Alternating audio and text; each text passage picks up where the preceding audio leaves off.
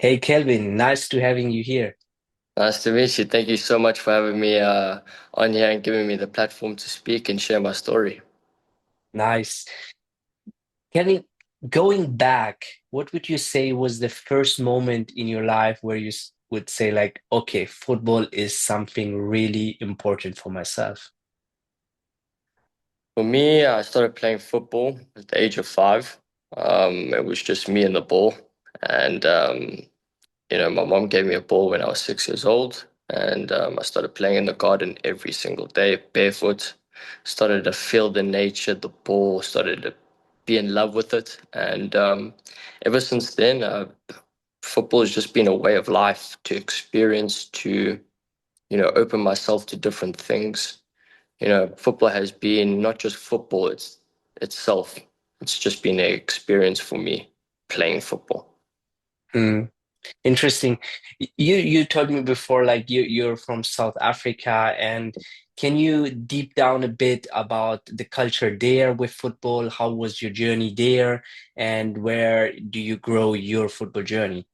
Of course, my journey, so I'm from South Africa, Johannesburg. Beautiful country. I'm blessed to be where I'm from.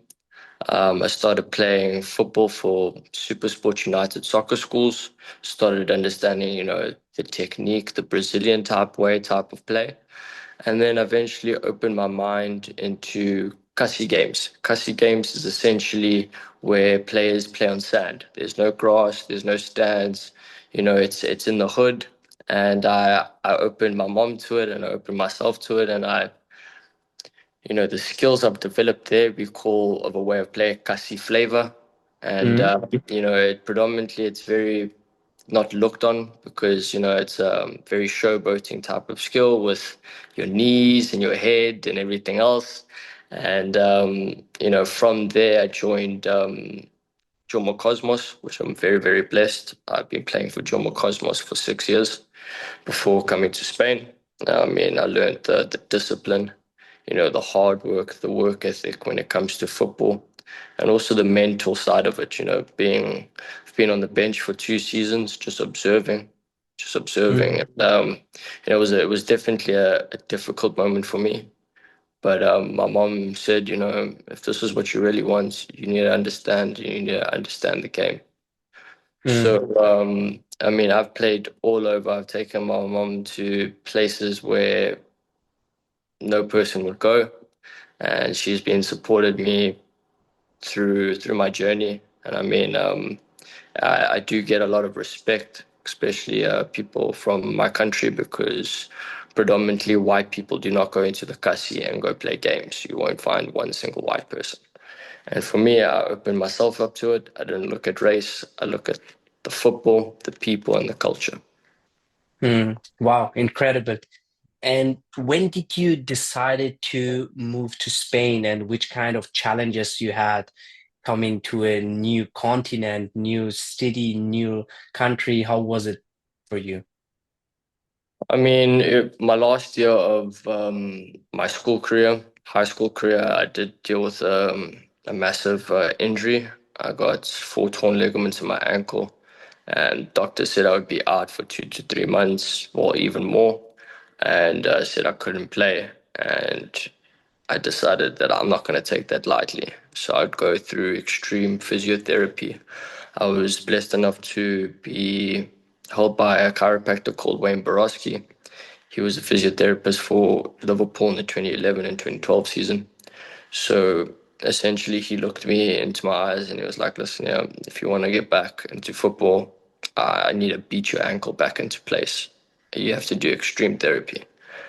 And, if that was the pain I was going to go through, that was the pain I was going to go through. So one of those challenges really did set me up, coming abroad. It's my first time ever traveling overseas as well. Mm, So, I had to embrace a lot of things, embrace a different culture, embrace who I am as a person, embrace the language, embrace the people. One of the biggest challenges for me coming over to Grenada is definitely the language barrier mm, because in South Africa there's 11 official languages and I speak two of them. And I had to learn a different language, but I knew if I learned the language, I would connect way better with the people. Hmm. That's true. I always say like when I moved from Germany to Madrid, like if you don't speak the language, the communication is not there, and like Yeah, it's something missing completely. yeah, That's true. understanding. Yeah. Yeah.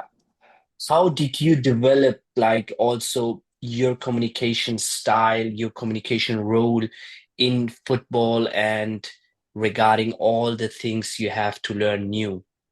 I mean, when I first came here, it was definitely a challenge because all the players spoke in Spanish, and all the coaches were obviously pushing, Spanish language. And I was very blessed enough to have a friend that was fluent in Spanish and fluent in French, and he helped me out. Obviously, Duolingo, definitely did get me on the right path for a few days, but I had to really get down and learn the language. And when it comes to the football terms, I think I would sit with my coach, translate on a translator, sit with him after every session and be like, listen, here, this is not what I don't understand this, I don't understand this, that, and this, and he'll get back to me. He's also practicing his English.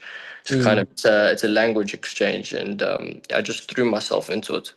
Especially with locals here, I asked them, started asking them simple questions in Spanish. Even though they would respond back to me in Spanish, I'd understand nothing. But still, I threw myself into there, and it's really helped me a lot. wow. You mentioned before like your big injury. I want to listen more about how you grow your mindset because I have a lot of players, they got the injury and they say it's finished, right? And how was it for you? Like, where did you have the strength coming back and saying, no, I don't want to take it lightly? I think for me, it was also the moment it was in. It was my last school career. I mean, I've been playing first team for King Edward the Seventh School for 3 years while also playing club football. And I was privileged enough to be the captain of the team in my last year. And, you know, for me, mentally, my mom was my biggest inspiration because Mm, every time I broke down, she told me that, Kalv, do you really want this? Do you really want this as hard as you want to breathe? And I was like, yes. mm, And she kind of reminded me that every day, every single day. And I try to distract myself from football as well. Read a book, journal, get into meditation. I try to do the small things that would actually impact my mental health when I'm in the game, mm, also outside of the game. So, I mean, obviously, recovering and the mental aspect of recovering and coming back from an injury is that, do you really want this? Like, because it's not going to be all sunshine and rainbows. And I had to learn to dance in the storm rather than bring an umbrella. So yeah. nice. Had to learn dance in the storm. I like that. Yeah. That's powerful. Nice. You mentioned right now a few often your mom as an inspiration and also as a power source behind your belief. How important would you say are people around you to give you the self-belief? Well, I mean, you know the quote from Warren Buffett, show me your friends, I'll show you your future. So my mom, from my background, personally speaking, my mom had three children, and I do not have a father, and she had to kind of step up and be a mother and a father to me while working three jobs and providing for three children. Most of my childhood was spent with my older brother's friends. They looked after me and my older brother. There's been a lot of father figures in my life that have contributed to my success now and where I'm going. And waking up every day, being blessed to open my eyes and to think about my mom's already awake at 3:30, working, working, working, getting off at strange hours. So I think for me that's become a huge inspiration. Mm, wow. That's that like when I hear this, like that's so inspiring, Yeah. having this person in your life and she's doing so much because it's pure love. That's beautiful. Of course. And my mom's my rock. She's my yellow. She's my motivation. She's why I do this. And my purpose is also, for myself as well, but also to inspire the youth of South Africa, especially coming abroad, and also just the small things in life, because I think the small things does create the bigger picture. Hmm. Yeah. I saw like you're also into freestyle journey and tell us about this, about the love, about freestyling. Okay, Where does it come from? so freestyling originated from COVID. I mean, obviously in South Africa we couldn't go outside or whatever. So I decided one day, I'd pick up a ball and started learning tricks and started freestyling. And I was like, I really have a passion for this and I'm actually oddly really good at it. I started doing tricks first time, second time, third time, and I was like, my body can do this, my mind can do this. And I was blessed enough and privileged enough to work with South African football freestyle champions, Ashley Mkhize and Mjepa.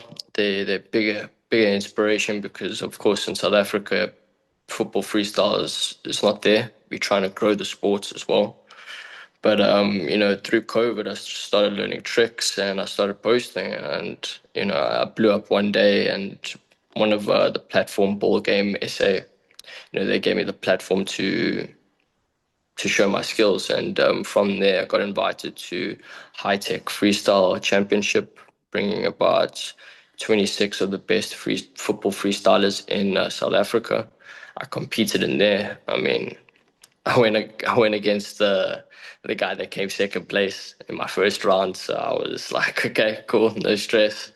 And from there, I just learned and I started throwing myself towards Mjepa, towards Ashley, and say like, listen, yeah, I have a strong passion for this, and if we can grow it with each other, I'm pretty sure we can do this. And from there, I mean, it's been a hobby of mine. I mean, tapping a ball, doing tricks on my head, and also entertaining because the reactions and the love I get from people when I do these tricks is like, why don't you just do football freestyle? I was like, it's a hobby of mine. But that entertaining part and seeing someone that, on Instagram, doing tricks and then seeing it in real life, it's way different. Hmm. Yeah, that's true. That's true. Like always when I see some freestyler, they bringing some crazy things. Like the Yeah, first reaction is like, what happened right now? exactly. Exactly. It's crazy. Yeah, that's true. What would be interesting is very like when you moved to Spain and playing right now in Inter Granada. How was like here the mental side of the game for you? Where did you felt okay, that's mental. I have to train also my mental part. You mentioned before meditation, journaling. How was your journey into the mental side of the game? I mean, the psychological and mental side, I mean, I had to find my purpose. I had to find my why. Because if my why was strong enough, the mental side would kind of be a little bit easier. Mm, Through games, I mean, I'd watch my games back, watch how I play, and just be entirely honest with myself. I had to change up my whole style of play. I mean, I've been doing tricks with my knees and getting past players, but now I threw myself into a new position, playing centre mid. So I kind of had mm, to understand and actually study modern day footballers. And, back in Barcelona, Xavi Hernandez, Iniesta. Mental side of it is just, find a purpose, find a really good why, and journal. Put down your thoughts. I mean, if you have a problem, write it down, and half of the problem's already solved. mm, So I think, the challenges that we present, half of it is our illusion of the problem. And I think we kind of don't understand the problem. So we start getting emotions involved. And mm, emotions will mess up most of the things. If you have a strong head, it will break your mentality. So for me, I think journaling, meditation, taking time of your day, doing breathing work, I think the most important thing is breathing. mm, Is before a match, I get I have butterflies in my stomach. Anxiety would go to the roof. And I just focus on my breath, focus on my why. and Mm, basically just enjoy. I think people make football so serious and they just don't have fun. They have one mistake and it'll mess up the whole game, and it will just take them. I mean, I'm guilty of it as well. I'm not a perfect player. I'm still an amateur footballer that's trying to learn. But I mean, I definitely advise breathing work. mm. Yeah, that's amazing what you're saying right now. It's like, first of all, if you have your why, it's the foundation of everything, Of right? course, And when you have the foundation, then it's like, okay, are you able to be in present? And if you say, exactly, like, if you focus on your breath, our breath is always in the present. exactly, And it reminds you, okay, you can't control the future and you can't change the past, exactly, but you can't change the present. And exactly. that's the power of breathing, because the breath is always here. Exactly, and our minds move to the future, it moves to the past, but I think the true beauty of it is if you can be 110% in the present, that's where the flow state comes. Right. Yeah. Yeah, That's right. And every time when I played and when I have players and we try to bring him in the flow state, always the player says, I play my best game when I don't think too much of the exactly, outcome, when I'm relaxed, but also a bit challenged. And it's always like something they're in the moment, and exactly. then they are entered the flow state. Did you had also few moments where you were completely in the flow state and afterwards like, wow, what happened? I mean, for me, when I was playing midfield, I'd be finding pockets of space, just understanding the game. That flow state is you play with pure instinct. You don't think of anything. It's like your mind controls your feet. Your feet are the tools. So, I mean, for me, when I'm in that flow state, that instinct, I enjoy it so much. But the thing is, I know that I can't always be there. Being Mm, in flow state, it's extremely, extremely difficult. And I think the more you train, the more lucky you get. So, yeah. nice. What would you say, like right now you're playing in Inter Granada, your past 2 years, like your second season is here right now. How would you review your last season and so far this season? So as I said, when I first came to into Granada, I got loaned out to a club called Regina Mundi, where I played juvenile under 19s for the A and B team. That's when I had a massive challenge because it was all locals. I didn't know the way they played. Um, but I had a really good connection with the coach. He spoke no English, but I had to learn as well. Um, yeah, it's experience. For me, it's about the experience, the mental side of it, and like coming into a different country. And obviously, as a South African, it's extremely difficult. Um, but I think that the season last season was very good because I worked up my way to the ranks. Into Granada, I had a B team last year. So I got into the B team and I just started to work, put my head down, chin up, and started to work. And eventually I just started to see the small things. I started to understand the game a little bit better. My football IQ started to get a little bit better. I wasn't rushing things. I was looking up when I played. That was my biggest problem and my biggest challenge was looking up. You know, Mm, I had 0% vision in my left eye in my childhood. And glasses, I got a lot of criticism during mm, school. But I think for that, I can't blame it on that. I can only move forward and also just see how I can pick up my head more with the ball, without the ball. And my first season was definitely a challenge. It was I got knocked down 9 times, but I definitely did get up 10.